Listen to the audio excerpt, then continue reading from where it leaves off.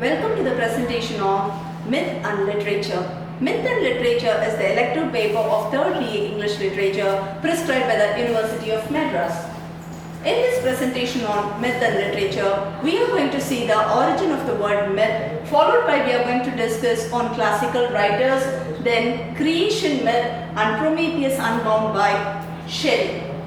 The word myth originated from the Greek word mythos, which means tale, fiction or a story.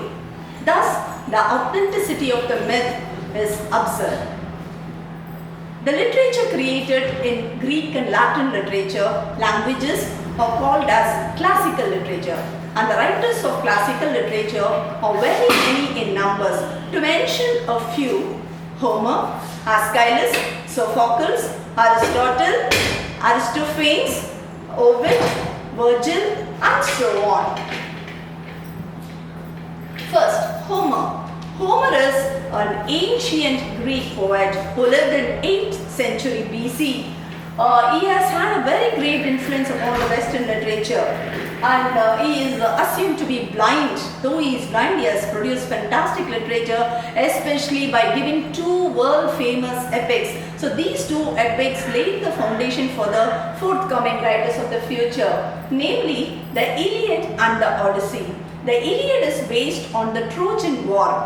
It's held for 10 years between the Greeks and the Trojans. So for want of a woman by name, Helen of Troy, who was the most beautiful woman of the world. And after completing the war, Odysseus, so after winning the war, he has to come back to Ithaca, his own kingdom. It has taken 10 long years for Odysseus to reach his kingdom Ithaca. So that is recorded in the epic poem by Homer in the Odyssey. So he is known for his storytelling, tragic elements, and thus he has played his role in the history. Followed by Aeschylus. So Aeschylus is one of the prominent figures of Greek literature. He has penned beautiful tragedies, thus he is identified as the father of tragedy.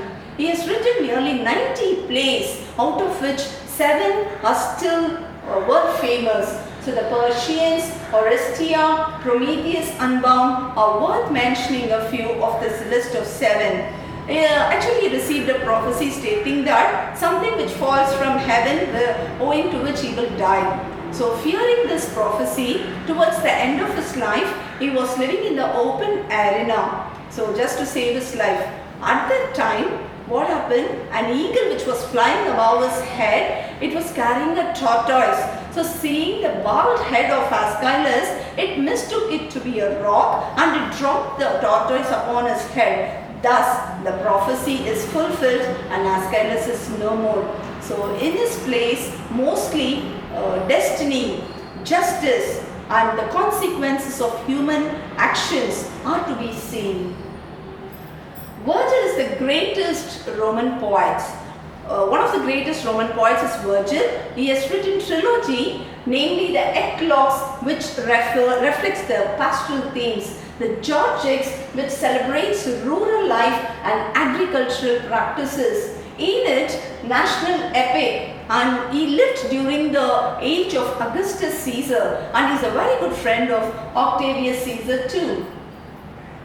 Now we will move on into the creation myth. Every culture, every religion, every language will have an evolution of life, that is creation myth. We are going to focus on the Greek creation myth. Hesiod and Theogony, what he has mentioned, we are going to see in this slide. So in the beginning, there was a bird by name Nyx. So it had black wings. One day, with the help of wind, it laid a golden egg. So it sat upon the egg for ages together. One fine day, life started stirring upon the egg. The egg broke into 2. It hatched, and from which came Eros, the god of love. Half of the shell of the egg flew high up in the air, and thus it became sky. And Eros named it as Uranus, the father, sky father. And remaining half of the shell fell on the earth, and thus it became earth.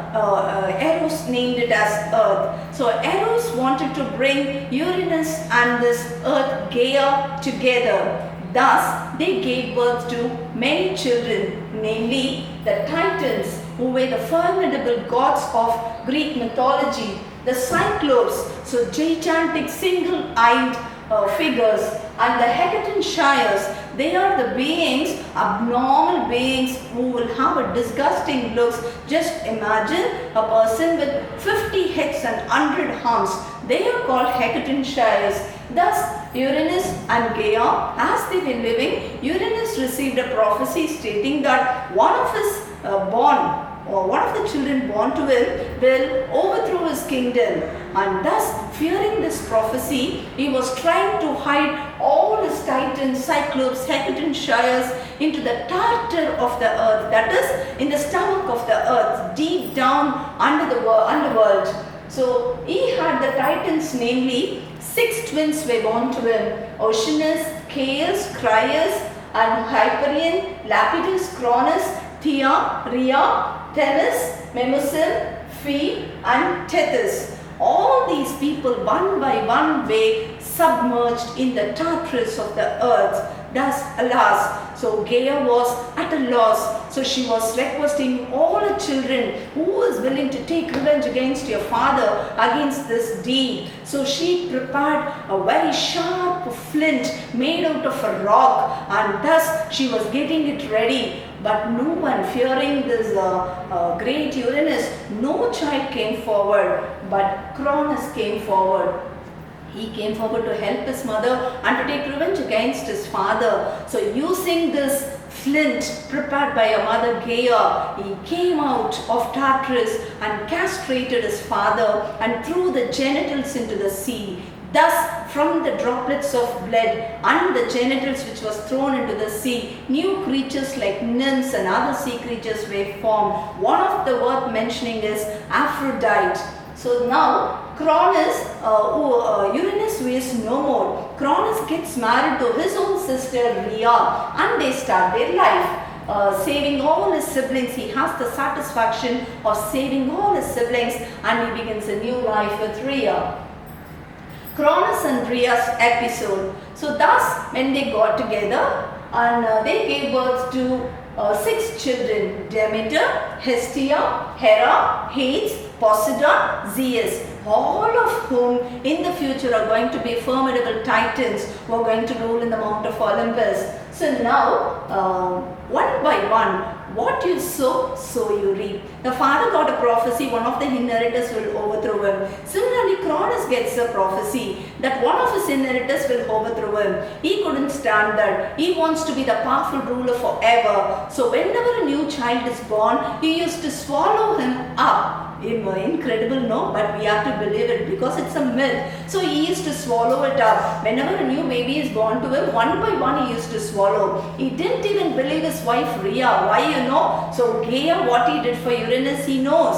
So some other day, children may be against him. He didn't want that to happen. So now he swallowed one by one. When it was the turn of Zeus, so Rhea became impatient. So she doesn't want this to continue anymore. So what Rhea did is, instead of the baby, newborn baby was given to the nymphs, and they were given the instruction to bring up the baby. On the other hand, she took a big rock and swaddled it up in the clothes and gave it to him. Assuming it to be the newborn baby, he just swallowed it. That's along with all the other children, even the rock was inside his stomach. So one fine day, Rhea, when Zeus was grown up, so Rhea and Zeus together, they plotted to bring all their siblings back. Though he swallowed these children, still they are alive because they are not human beings. They are not mortals. They are immortal gods. So in the womb of the father, they were still alive. So now Rhea prepared a concoction, a kind of a liquid, and Zeus goes and gives this to him without knowing that Zeus is his own son. He drinks the concoction and vomits all the children. One by one they came out. So thus there was a big war between Zeus and Cronus, and he saved all the children, siblings of his, from the clutches of Cronus. So Zeus has been given the full honor of choosing whatever leadership that he wants. So he is choosing to be the king of gods, and all the others are choosing one area, like Poseidon is the sea god. He's the god of wind and sea and hates. So he just goes to the underworld and so on. He started being the king of gods upon all his brothers and sisters. A fine day came when all the titans were overruled. Olympians came into existence. After the war between the titans and Olympians, Olympians wins and the Olympian gods are ruling in the Mount Olympus. We are going to see now another topic, Shelley's Prometheus Unbound. So Prometheus is one of the titan. The same title, Prometheus Unbound, has been written by Aeschylus, one Greek writer, ancient Greek writer. So there the ending will be different, whereas Shelley, 18th century romantic poet, contemporary of our most famous romantic poets, Wordsworth, Byron, Coleridge, Shelley, and all these are the contemporaries of 18th century. So they are very close with nature, and he has penned this poem. It's a lyrical drama. So he's the most revolutionary poet in the sense that, so when he was in the Cambridge University one day, he wrote a pamphlet called Necessity of Atheism, for which he was expelled. Even at that early age, he was very revolutionary. The spirit of revolutionarism was seen in most of his poems, especially Ode to the West Wind and many more poems. So it's a lyrical drama, a story told in verse. So what's this Prometheus? Zeus sends Prometheus and Epimetheus to the world to create human beings and animals. Epimetheus takes the task of creating animals. Prometheus takes the task of creating human beings. Thus, with clay and water, he molds human beings and breathes life into them. And he was so attached with the creation. Okay, what he has created is so very attached. So Epimetheus gives so many gifts to the animals, and what he could give to the human beings that he has created. So the fire, the knowledge which was known only to gods, usage which was known only to God, he wanted to help that with human beings. He stole the fire and helped the human beings with the fire. The fire here symbolizes not just the fire, it is knowledge, language, civilization, science, advancement and progress. All these terms can be substituted in the word fire. Thus he stole fire and helped the human beings with the same. He became popular among the people. But alas, will Zeus be quiet? He has to take revenge against Prometheus. He punished him, and also he sent Pandora. Pandora is wife of Epimetheus. So with the jar, okay, people also say she came with a box. So it's a mistranslation. Actually, she came in with a jar in which so many elements were there, upon a condition that she should not unleash it. She should not open it like any other woman, okay, who will not be ready to obey the man. So here she comes and out of curiosity and inquisitiveness, she opens it. Alas, one by one, all the evil elements crop up and come into the world like envy, jealousy, vengeance, murder, adultery. So immediately she shut the box. So only one element was left inside. By the night it was knocking, and Epimetheus and Pandora together, when they opened it, they found the element of hope alone,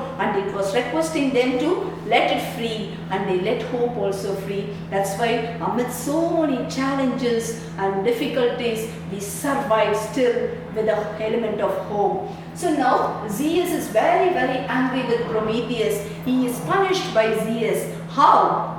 He has been tied to the Mount of Caucasus more than 3,000 years or over. When Shelley opens this poem, more than 3,000 years or over, he is under the punishment. Every day on the mountain top he is chained. He cannot sit, he cannot relax. So he is chained, and also an eagle will come and peck upon his liver. Every night the liver will be renewed. So it's a very painful torture for Prometheus for having helped the human beings what he has created with the knowledge of fire. So he has married Aetia. Aetia has sisters Panthea and Lone. So they are the nymphs, they are the children of Oceanus. So here, when the dramatic lyrical drama begins, Prometheus is in utter scream. He's addressing to the elements of the nature like fire, air, environment, trees, wind,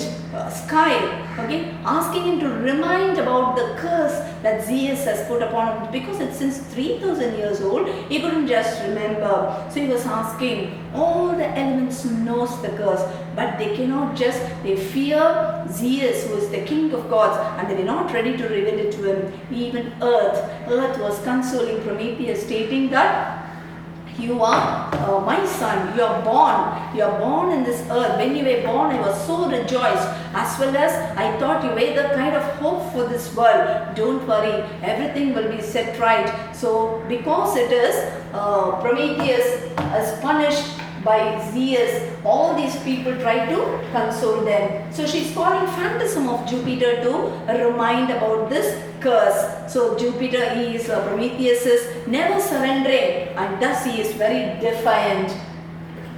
Mercury, the messenger god, comes and sees Prometheus. So he is giving a deal to him to surrender to Zeus and to accept what he has done is fault. But alas, he was not ready. Despite the Furies who torture him, okay, he was not ready to give up. He is still the stubborn Prometheus, and he says what he has done is right, and he will not surrender to the path. Rather than to be like Zeus in that kingdom, it will be better for him to be in this mountain under the punishment he felt. So the good spirits then come and console him. So the nymphs Panthea, Asia discusses about the dreams that they have, and they go to the underworld to meet Demogorgon. Demogorgon, he has the full power. Zeus' son is Demogorgon. He has high hopes on him. Demogorgon shows her the hours of death and how the king of arts will be, it will end through the hands of Prometheus. Everything he is able to understand. Thus,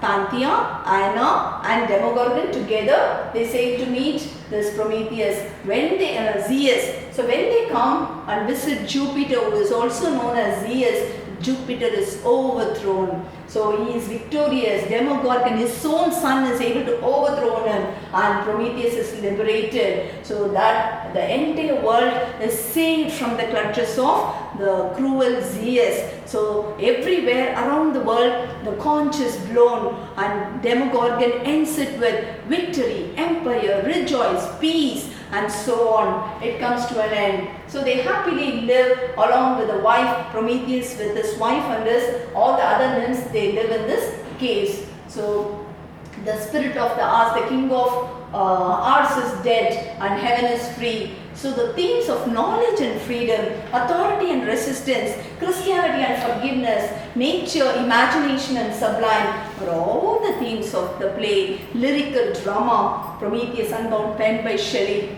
Now, Aeschylus Prometheus Unbound and Shelley's Prometheus Unbound. What's the difference here? Aeschylus, when he penned the original Prometheus Unbound, Prometheus submits to Hermes. So the messenger Mercury comes, he submits and accepts the terms and conditions laid by Zeus and surrenders to him. Thus, both of them amicably settle the issue.